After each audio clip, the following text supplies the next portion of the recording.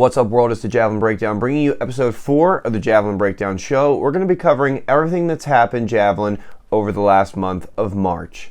This episode is brought to you by Spearworks. Spearworks is an awesome company that manufactures the Raptor Javelin, the Ghost Arrow Jav. They have a lot of really other great products for javelin throwers, and they're going to be coming out with the Viper, their carbon javelin, later this year. And I've heard it's going to be customizable, which is basically unheard of. If you want your javelin customized, you guys send it elsewhere, but you can customize straight from the initial purchase with Spearworks. Their Raptor javelins are customizable. Check out their Instagram to see some examples of the really cool work that they do, so highly recommend you check them out. Big shout out to them for sponsoring the show. Let's get started. Yeah! Let's go! Come on! Let's go! Yeah! We're going to start by talking about the Division 1 women, but stay tuned because later on I'm going to talk about the Texas Relays entry list and make my predictions for top 3 for both the women's and men's A section of the competition. So leading the way is Sofia Rivera, opening her season with an NCAA lead and personal best of 57.67. And so really awesome to see her open her season like that, coming through what I'm going to call a casual crossover approach, really controlled acceleration, hitting the point nice and clean, really nice throw. Excited to see how she can build on this season and be part of the increasingly deep women's field, as we're going to see as we talk more today. So really excited for her and for her teammates at Missouri. She also threw 51.37 in the discus that day, and so if you didn't know, she's good at javelin and disc and shot put, so kind of a triple threat. Second on the list, I'm embarrassed to say I did not know who Michaela van der Westhuizen was. She's a freshman from Rice, and she hails from South Africa, but now I do, to some extent. 58.98 personal best. That is really far. That's 193 and change. So that's from last year. She's an African Championship silver medalist. She's a 2-time top 8 at U20 Worlds, so extremely legitimate, experienced thrower, but only a freshman at Rice. And so 56.68 last weekend, second in the NCAA. If she's going to consistently be in the mid to high 50s, then she's going to certainly be in the conversation when it comes to this Division I women's field. So really excited to see the women's field getting deeper with the number of athletes over that 54, 55 meter range that it takes to All-American. It certainly takes to All-American, but to push for the top towards the end of the season. Madison Wiltrout opens her season at 56.01, which is a really great start. Madison's one of the returning throwers that went over 60 meters. She's your returning silver medalist from NCAAs, so really excited to see what she can do this year, and she's started really strongly.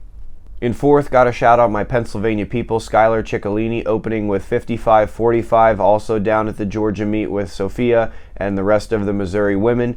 So really strong start for her. I was watching the live stream and got to see that first throw from her and then saw the rest of the throws, and so just couldn't quite put the others together in that comp, but that first throw was really strong and the run-up looked really good. So I'm really excited to see what she can do. Missouri women have a really deep squad, and I've said before I thought they were the deepest squad. I got some fun messages from some other teams saying, hey, look at our numbers. So it's really exciting to see the number of teams that have several really quality women's javelin throwers. So it'll be interesting to see. I'm going to wait until after this coming weekend to make comment on what I think is going on the depth chart when it comes to which women's teams got the strongest squad, but I think Missouri certainly is in that conversation. Just a few more throwers looking at Megan Albamonte, a senior from Delaware, opening her season just under her PR of 55.33. Dana Baker at Duke opens her season with a PR 53.98. You might look down the list and see Ashton Reiner is in 10, or Ashton Lunt, she's married, is in 10th with 52.89. So a little ways off of what we thought she might open with, but again, it's really early. I'm not going to sweat stuff like that. I'm sure she's not either. She's looked good all indoor season in her preparation, and so it's a season opener. Doesn't always go your way, so excited to see what her next meet brings for her. Wrapping up with the Division I women, checking in on my dark horse pick for this season, Audrey Friedman. She's already thrown twice, and so opened her season with a 46.26, so that's a personal best, and then followed that up with a 45.13 in the 6th round to win her first college meet down in Miami. Really cool to see that. I was following the live results and texting with Dad. That was really cool to see, so congrats to Audrey on your first college win and 2 really solid throws to begin your season. There are a lot of great women that haven't opened their season yet, and we'll be talking about that when we look at the Texas Relays entry list later in the show. Now we're going to talk about the Division I men. Coming off of injury from last season, Cameron Bates from BYU, NCAA lead of 74.90, and so shame on me for not having him in the men's preview in episode 1. Congrats, Cameron, on opening your season, and I apologize for not including you in that first episode. Again, shame on me. 74.90, really strong start. Moving down the list in second, a familiar name from LSU, Tezurio Padego, opening with 74.54. I think that's a strong season opener. In third, Braden Presser from Navy. He's thrown twice already, 73.08, 72.68. So that's really consistent, and his personal best is 73 mid. And so to be already that close to your PR opening with two meets, that's a really great start for Braden. In fourth, Scott Campbell for Duke, 72.16. Again, really close to his personal best, so that's a very strong start for him. Just looking at the rest of the list there's a bunch of juniors in that low 70 to almost 70 meter range, and for most of them that's almost a lifetime PR. And so, to me that forecasts that there's more in the tank for them, so we'll see what the season brings for the rest of the crew that's on this list. I think we all know that this list, though, is going to blow up this weekend at Texas Relays. You got Ethan opening his season, Arthur Peterson opening his season. We'll look at the rest of the list later in the show, but things are going to shake up this weekend for sure. But congrats to the guys that have already thrown pretty far this season and approached their PRs, or if not PR'd. Checking in on the men's dark horse, Mike Stein opening his college career down in Miami with a 65.01. So congrats, Mike, on starting your season. And he'll be throwing in the Texas Relays B section this weekend. So we'll see if he can build upon that. He's been hard at work since that first meet. So excited to follow along and see what he does this weekend at Texas. Next week, I do want to touch on some Division II and Division III results, but until then, all I'm going to say is that the Rowan men have D3 on lock.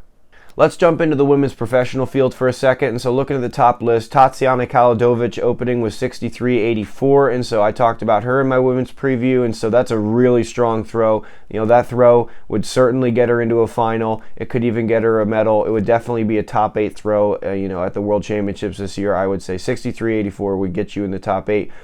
So really strong opener for her. Alina Tinzenko, 63.65, same thing. A 63 high meter throw. That's certainly going to be in that conversation at a World Championship or at an Olympics. Catherine Mitchell, 61.29. That's a really strong opener. Mackenzie Little opening her season over 60 meters. Excited to see that. Like I said in episode 2, she's going to be in the conversation this season after coming oh so close to a medal last year in Eugene. Wrapping up the women's professional field, just want to shout out my dark horse pick, Tori Peters. 60-60, 7th on the list right now in the world, continuing to show why I picked her. So excited to see what her season brings. Switching gears, looking at the men's list, Alia Kesi-Katkevets of Belarus opening with 83.78, and so that's the world lead on the men's side. A number of other strong throws from a few other folks, but just want to shout out a couple. I want to shout out Artur Felfner. So he's number 8 on the list right now with 80.18. His personal best is 84.32. He is a U20 world champion and silver medalist and U20 European champion, so gold medalist. It is hard to keep track of some of these things, but shout out Artur for a strong season opener representing the Ukraine. I'm really pulling for him this season with everything going on in the world. I want to see Ukrainian athletes do well, and so pulling for Artur, hoping to see a really strong year from him. Also want to shout out Capers Williamson. He opened his season down in Sydney, Australia with a 79.37. So he's been over 80 meters, but definitely been a consistent high 70s, mid 70s thrower. But like I talked about in the last episode, he's in that training crew down in Alabama, and he's part of a group that definitely can transition to being, 80 meter, low 80 meter throwers consistently. I think he can do that. Would love to see him be part of that charge of American men pushing to be towards more the top of the world scene. And now it's time for the section I'm going to call Throws from the People. Going to start it off talking about Mike Macuzzi opening his season over 50 meters into some very strong wind in early March. I'll be throwing with Mike this weekend at Millersville. So strong start, Mike, and let's have some fun this weekend. Logan Ratcliffe, huge PR to open his season, 67.13 at Rally Relays. Some really strong throwing happened at that meet, so congratulations, Logan. Miles Higgins opened his season really well, 65.26 for the freshman record at UNC Wilmington. Congrats, Miles. Nick Venovich, also personal best at Rally Relays, 60.25. Congrats, Nick. Ryan DeBarber, almost a PR, really strong start to his season at Rally Relays, 61.50. And finally, a shout out to Hayden Gorovitz for throwing 67.56 as a high schooler in a college meet. So he wins a college meet as a high schooler. He throws 67.56 to do it, which is an Arizona state record. It's a new personal best. It's the high school lead nationally, and he did it all throwing a 70-meter javelin. And I say that because there are a lot of high school athletes that want to buy these elite level javelins, and I see them at meets. They've got the carbon javelins, they've got 80 and 90 meter steel javelins, and it's great that your school or you are able to afford and get access to this equipment. It's possible at some point it would be really useful for you to have, but it is not necessary, and most of the time you are not executing at a technical level that would lead me to believe it is worth the risk to be throwing those implements, especially really early in the year. So the fact that Hayden produced a 67-meter throw, throwing a standard 70-meter javelin, it speaks to the fact that he executed technically, transferred his energy into the javelin, and it made it fly. He's throwing a fine javelin, but he didn't need to throw a carbon javelin to produce that. And so just wanted to add that little caveat. Shout out to Hayden for a really awesome throw. And he didn't need to use, the most expensive javelin in the world to do it. So don't believe that you need to have the most expensive javelin in the world to throw far, especially as a high schooler. There are plenty of great javelins at affordable prices that you can throw far. And that's my moment to plug Spearworks, because they produce an amazing javelin line, the Raptor javelin line, and their 70-meter javelin is really solid and can definitely go the distance. So if you're not familiar, check it out.